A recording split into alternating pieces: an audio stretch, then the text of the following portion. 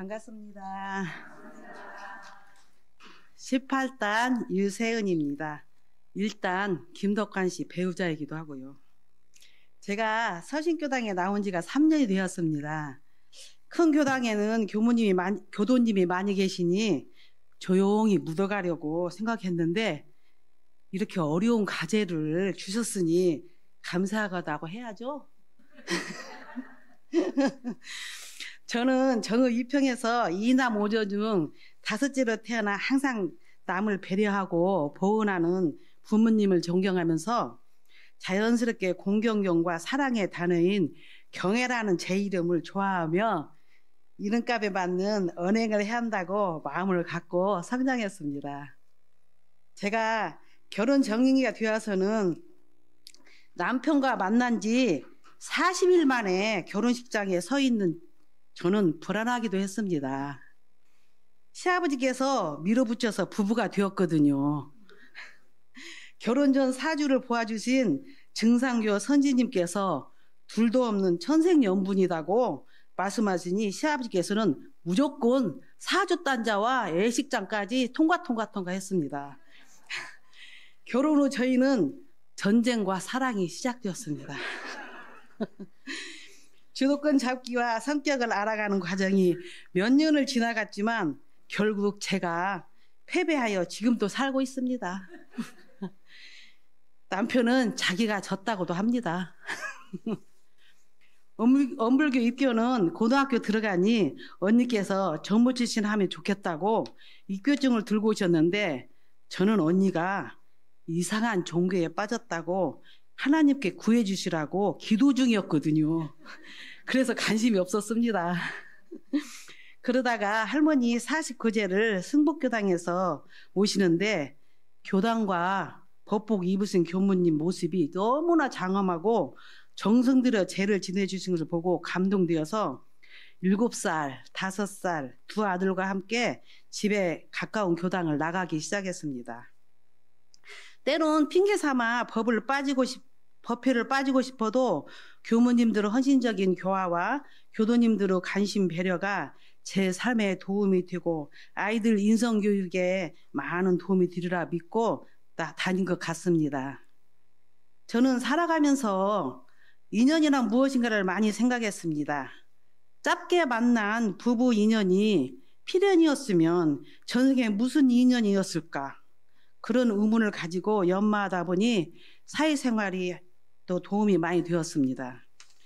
영업 관리직을 하다 보면 힘든 인연들도 있었지만 한 사람 한 사람 소중하게 생각하며 나를 내려놓고 대하다 보니 사람 꼴 잘 본다는 말을 들었을 때 저는 자칭 2% 부족한 사람이라고 말했지만 이것이 선연의 인연을 맺기 위한 씨앗이었고 처처불상 사사불고 공급길로 인도해준 가정이었고 인과봉의 이치를 깨달아 감사생활할 수 있는 은혜였습니다. 2년마다 화한꽃이 피게 해주세요. 아침 신고를 하면 정산 종법사님 말씀이 생각납니다. 복 중에 인연복이 제일이요 인연 중에 불연이 제일이며 오보고 뿌리는 인연복이라 부지런히 성근자와 친근하나 말씀대로 우리 도반님들 불연으로 만났으니 잘 부탁드린다고 말하고 싶습니다. 다음 생을 생각하며 저 보따를 챙겨보니 공부가 너무 부족하였습니다. 연초에 뽑기로 받은 무시습기의 업력을 녹이는 사막수행을 지성으로 하는 마음 공부인 됩시다의 수행 공부에 내 마음을 들여다보니 얽히고 섞인 마음속 번니들 잊고 싶어도 잊혀지지 않는 원망덩어리가 업으로 만들어지고 있는 것을 발견하였습니다. 참여와 기도로서 자리를 찾아 상생의 인연으로 돌리는 길이 나의 행복과 진급의 길임을 알고 마음 공부를 게을르지 않는 온무교인이 되기를 다짐해 봅니다. 감사합니다.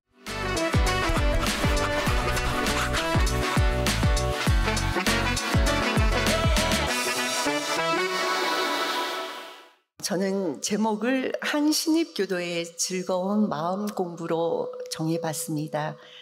제 법명은 연꽃 하에 구름 운으로 법명을 받았는데 저는 이 법명이 아주 마음에 듭니다.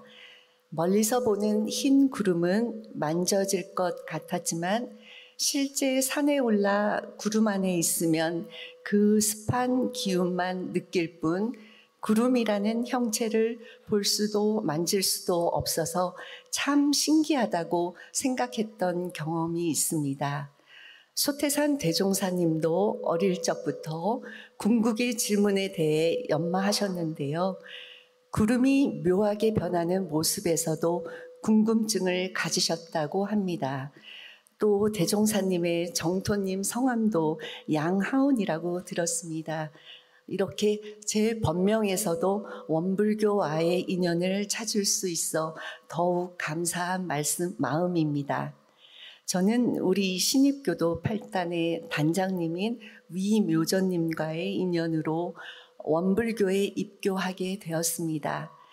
작년 초부터 교당 일요법회에 참석하기 시작했고 다닌 지는 1년이 좀 지났습니다.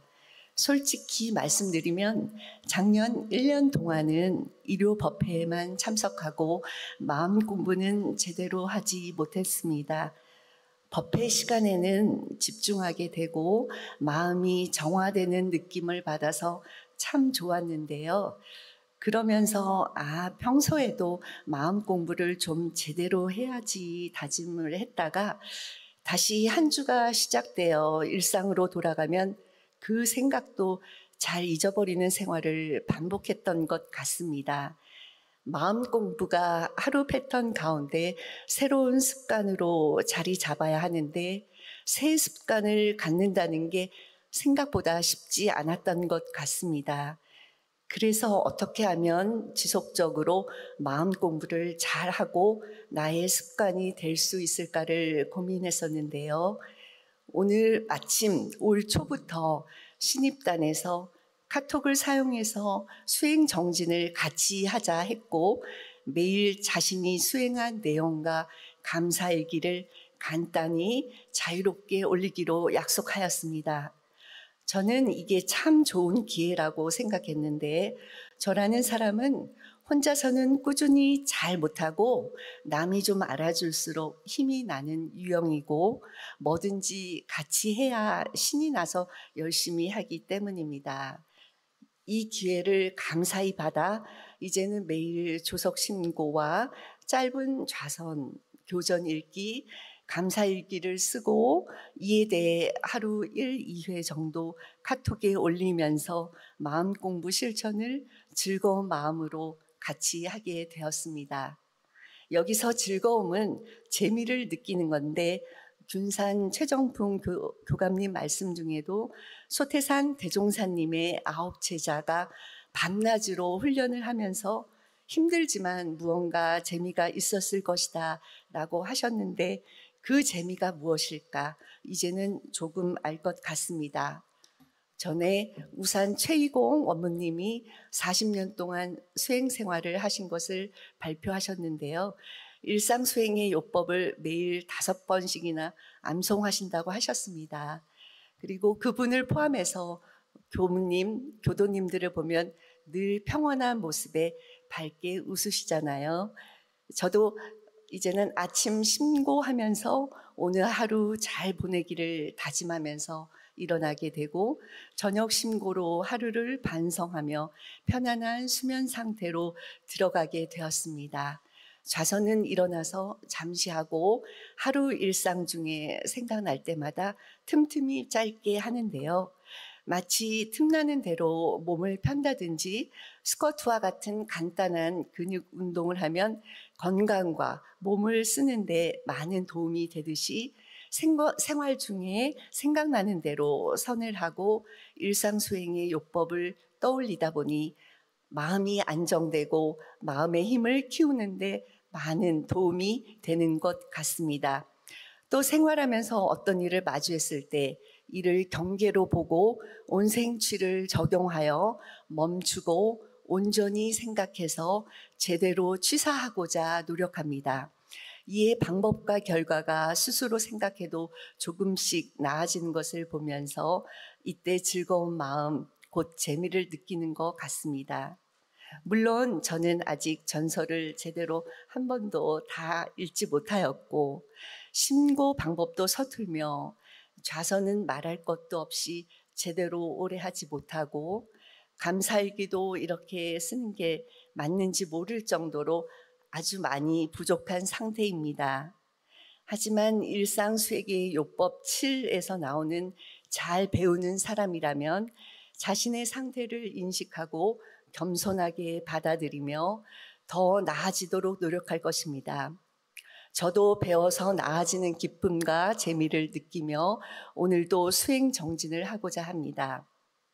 마지막으로 기쁨과 재미 가운데 법연으로 만나는 분들과 함께하는 기쁨이 정말 크다는 것을 말씀드리고 싶습니다. 특히 여기 계신 교무님과 교도님들은 알게 모르게 저에게 큰 가르침을 주시는 선배이자 친구 같은 도반들이십니다. 인과 법칙과 영생이라는 세계관을 같이 갖고 있고 같은 수련 방법으로 자신을 단련시키고 정진하는 삶을 즐겁게 가고 있는 도반들과의 법연은 느끼면 느낄수록 참 고맙고 좋습니다. 오늘은 신입단 카톡방에 감사일기로 이렇게 교리 실천담을 발표한 경험담을 적어야 될 것 같습니다. 저도 언젠가는 누군가에게 잘 가르치는 좋은 선배 교도가 될 수 있도록 간절히 서원해 봅니다. 여기까지 제 부족하고 소박한 마음 공부 얘기를 들어주셔서 정말 감사드립니다.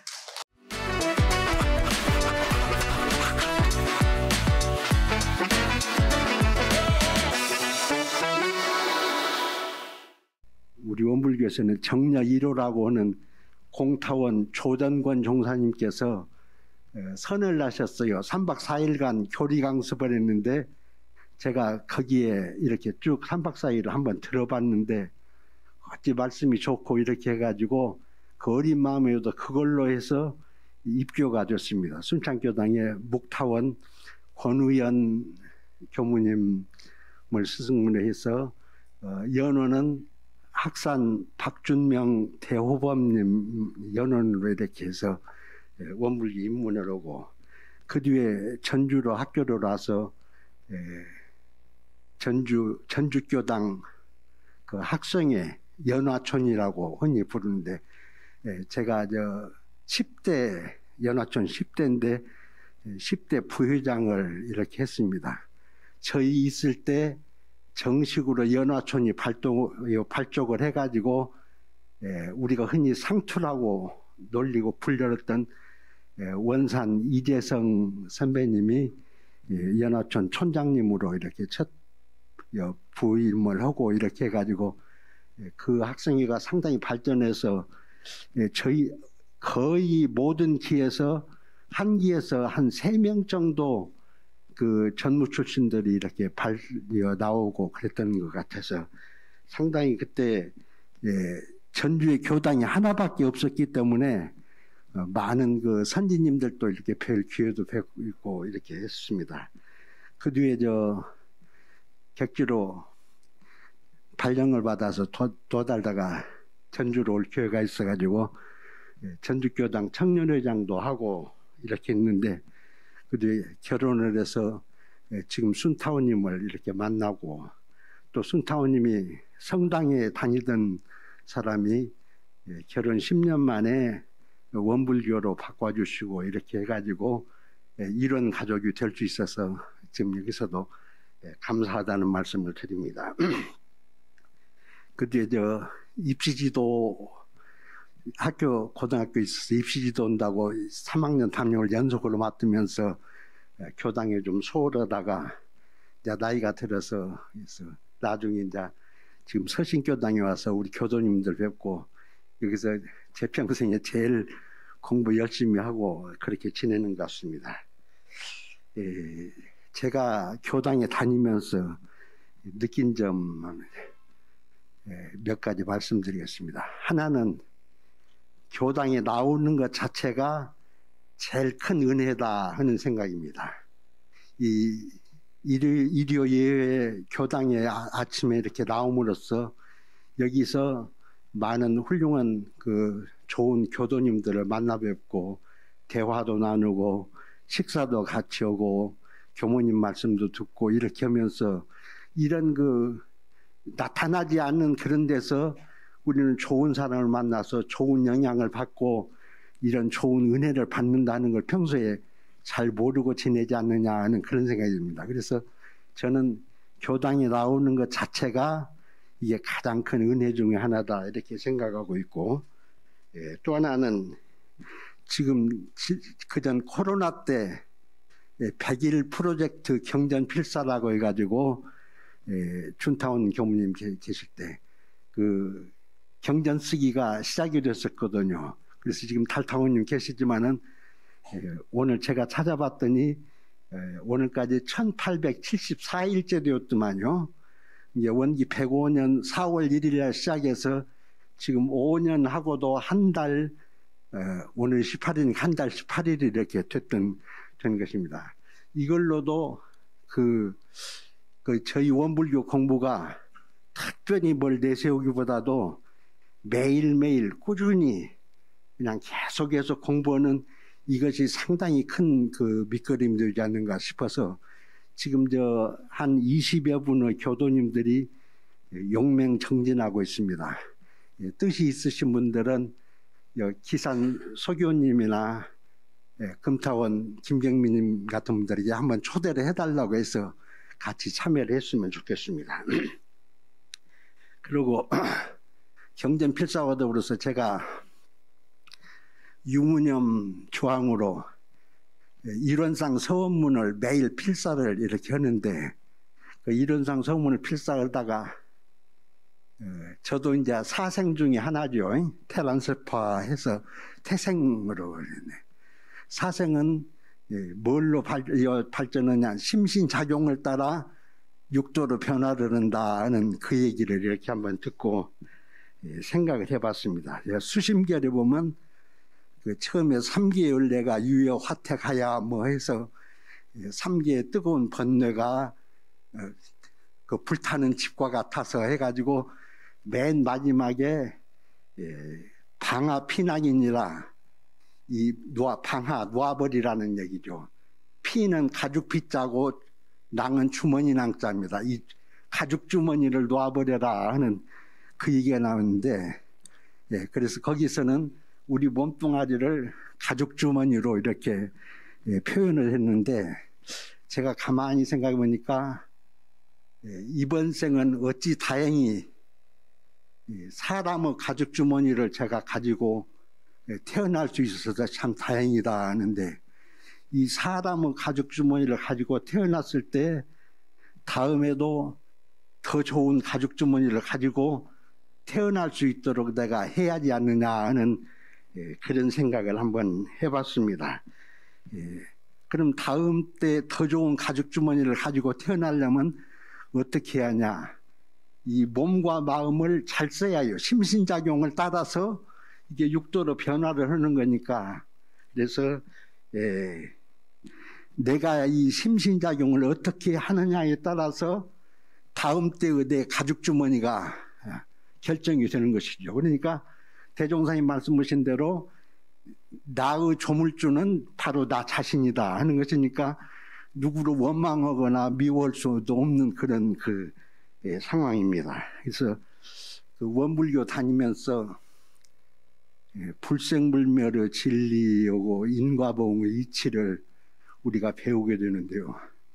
불생불멸의 진리나 인과보응의 이치를 아는 사람은 그걸 모르는 사람하고 하는 행동이나 모든 생각이 달라져야 한다고 이렇게 생각합니다. 그래서 그 성가 고요한법당이든가 거기에 이거 한번 적었는데 영겁을 하루같이 사루오리다 하는 그런 얘기인데, 영겁을 하루같이 그렇게 꾸준히 노력을 하고 최선을 다하면 그것이 쌓이고 쌓여서 진급이 될 것 아니냐. 우리가 말로는 늘 성불제중에서 부처됩시다 하는데 실은 제 자신도 아이고 나는 부처되기는 진즉 글렀어 이런 생각을 하게 되는 게 일종 그 현해상이라고 그러는데 근데 한편으로 생각해 보면 이렇게 하루하루 순간순간을 노력을 하고 순간을 영혼을 순간같이 이렇게 노력하면 자연 하다 보면 진급이 되고 나중에 또 부처가 될 수도 있을 것이다 하는 그런 생각을 해보니까 우리 교도님들 꾸준히 노력하시고 영혼을 순간같이 이렇게 계속 노력하셔서 진급하시고 성불하시기 바랍니다. 마치겠습니다.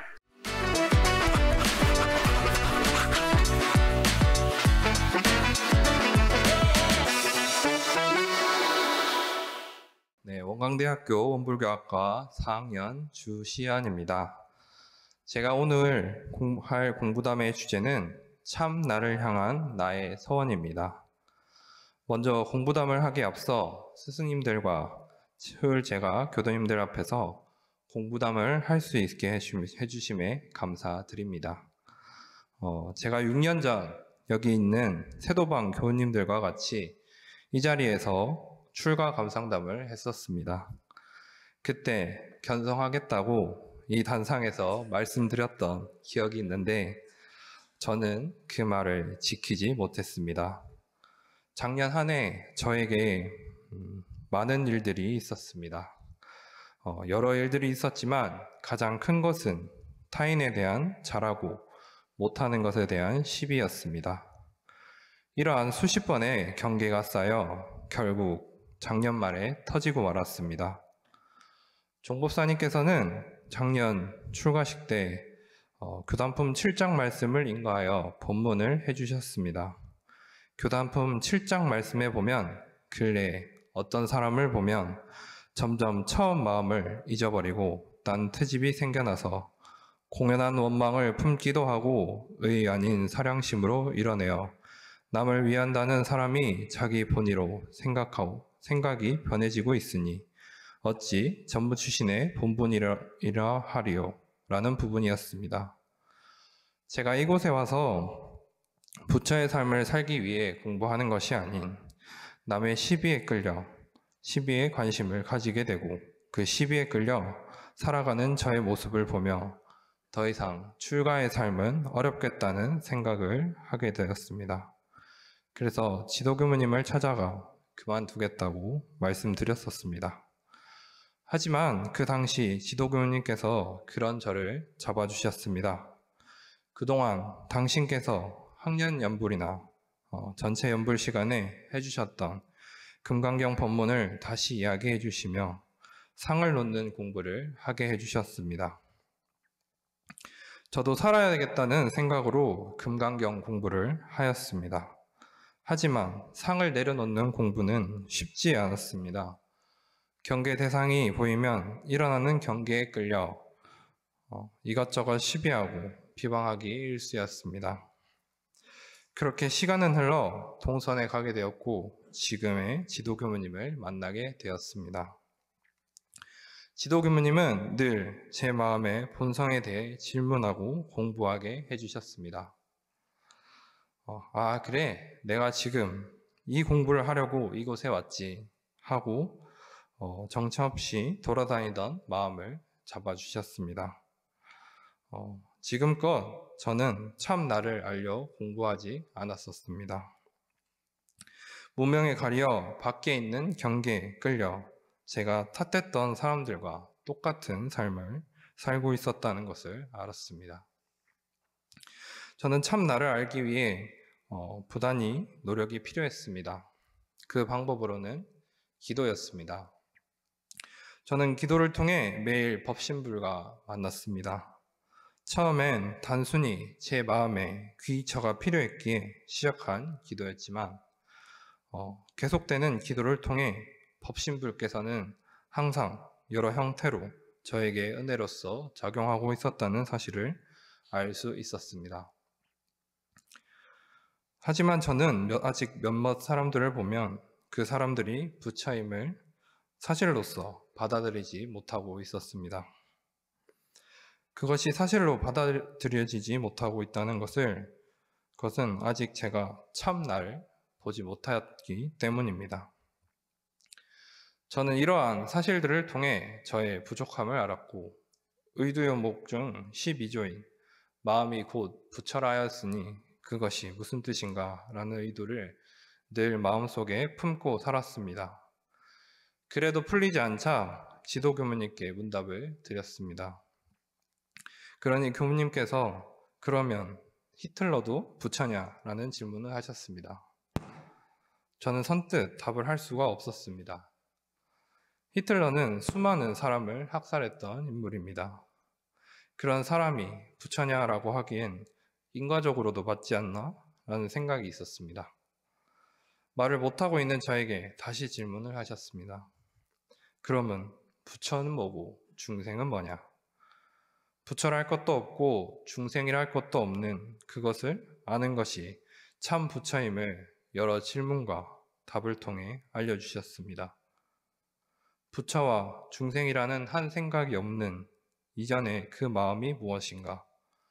지도 교무님께서는 그 자리를 강조해 주시며 공부하게 해주셨습니다. 또한 기도를 통해 법신불과 만나는 시간을 가지며 본래 그 마음을 알고 지키려 애썼습니다. 그리고 이번 가정교화 실습식 기간에 간사 지도교무님이 계신 대구교당에 다녀왔습니다. 가서 교감님께 그간 저의 일에 대해 문답을 드렸습니다. 교감님께서는 내가 처음 출가 서원을 했을 때 그 마음과 휴학 후 다시 이곳에 돌아와 살겠다는 그 마음을 다시 반조하고 챙겨야 한다고 말씀해 주셨습니다. 저는 스승님들께 지도를 받으며 참 나에 대해 공부하고 서원을 다질 수 있었습니다. 그러고 있는 저에게 최근 다시 한번 진리의 시험을 받았습니다. 그것은 바로 논문 발표였습니다. 논문 발표를 위해 열심히 준비를 하였지만 결과는 처참했습니다. 나름 교수님의 지도 방향에 맞추어 잘 썼다고 생각했지만 심사 결과는 아니었습니다. 멘붕이 온 저는 한동안 기도를 가지 않았습니다. 그러니 어떻게 그 사실을 아셨는지 지도교무님께서 저를 부르셔서 기도하고 있냐? 라고 물어보셨습니다. 저는 솔직하게 논문 발표 후 하고 있지 않다고 말씀드렸습니다. 그러니 교무님께서 그럴 때일수록 더욱 기도를 해야 하지 않겠냐고 하셨습니다. 정전 심고와 기도장에 대해 말씀해 주시며 정신 차리지 못한 저를 다시 일깨워 주셨습니다. 돌아보면 저는 참 많은 인연복을 타고난 것 같습니다. 힘들고 괴로울 때마다 도와주시는 스승님들과 부모님 그리고 동지 도반들을 생각해보면 늘 저를 진급시켜주기 위해 작용하고 있었습니다. 종법사님과 스승님들 그리고 현장에 저희를 위해 기도해 주시는 모든 교무님들의 은혜 속에 살고 있음을 생각하며 감사한 마음으로 공부하겠습니다. 감사합니다.